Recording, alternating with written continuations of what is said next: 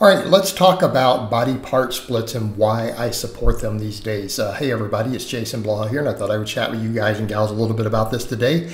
And when we talk about body part splits, we mean training a muscle once a week. This was the most popular way for bodybuilders and actually just gym goers in general to train for at least 20 years. It was the primary method everyone used. It came out of bodybuilding culture, from the magazines and everything else. And actually it was quite successful. And then what we saw is that a lot of people did throwbacks back to really old school stuff. I was one of those people who promoted a lot of that stuff. A lot of the evidence-based world started looking at studies showing things like muscle protein synthesis return to normal within 48 hours of training. So they're like, look, if muscles are going to grow no more than 48 hours, then, this is a concern, right? Then maybe we need to be training really, really frequently.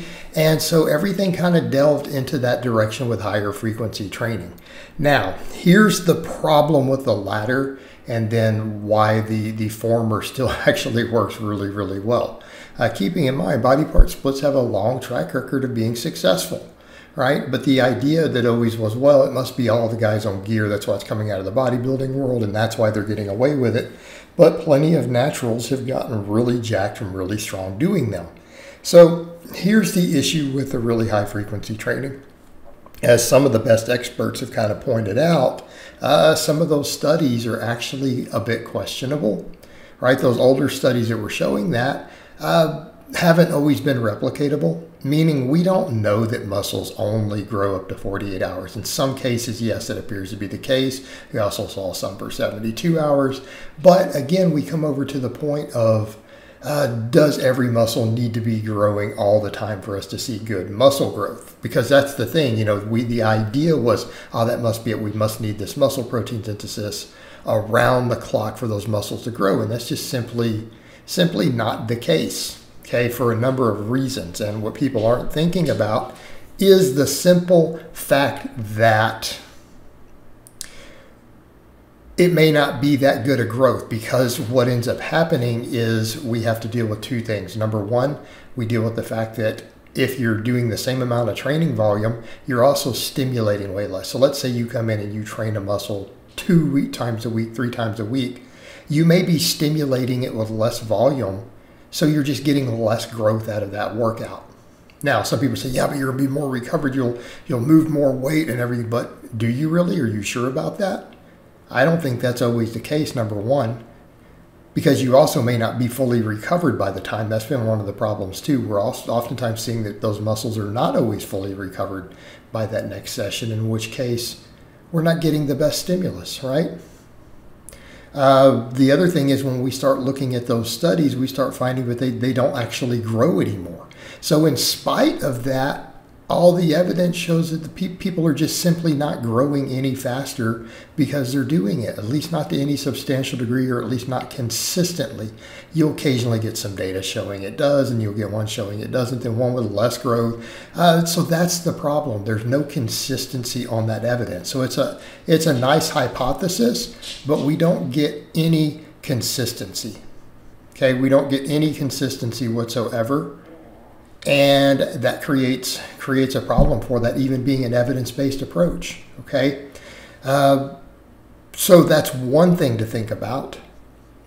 The other thing to think about is, really, are we even recovering session to session if we do it? And are we getting overuse issues? And this is something I've had to note the older I've gotten as a lifter, and then seeing other lifters I've known over the decades who did only do muscles once a week. They only bench once a week, squat once a week, curl once a week, who have low injury rates, and they still continue to make gains into their 40s, into their 50s, okay?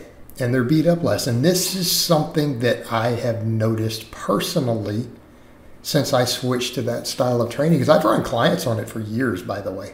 I've had plenty of clients who literally did 3-day push-pull legs. I've done it a really long time.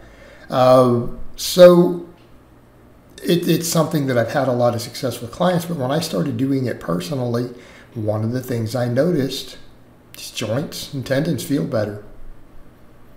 Meaning, since I started training that way personally, I don't ever get joint pain. I can't think of a single time I've had a shoulder joint or a hip joint or an elbow joint or anything even get inflamed. Okay? It just stopped. But when I'm benching heavy twice a week, see where I'm going? Trying to do heavy pull-ups twice a week or heavy squats twice a week, especially heavy deadlifts, joints start to hurt. Okay, so this is something that we have to think about too, because all the evidence is showing, yeah, muscle growth doesn't really seem to be different. So that theoretical advantage doesn't appear to be there. People have gotten phenomenal, absolutely phenomenal results while doing it, right? Phenomenal results doing it for decades with no problems. I've continued to make progress doing it. I mean, look how much I've improved. Even though I have a strength training background, I've switched over to physique stuff. I'm looking better week to week all the time. People are noticing it. But I've been training in this manner at the age of 47, closing in on 48. I've been training like this and I've been making progress. I've been getting leaner, getting bigger. So it clearly works. But that's the other thing. When we start looking at the other end of it, what do we find? Man, just recovery on the structures of your body is easier.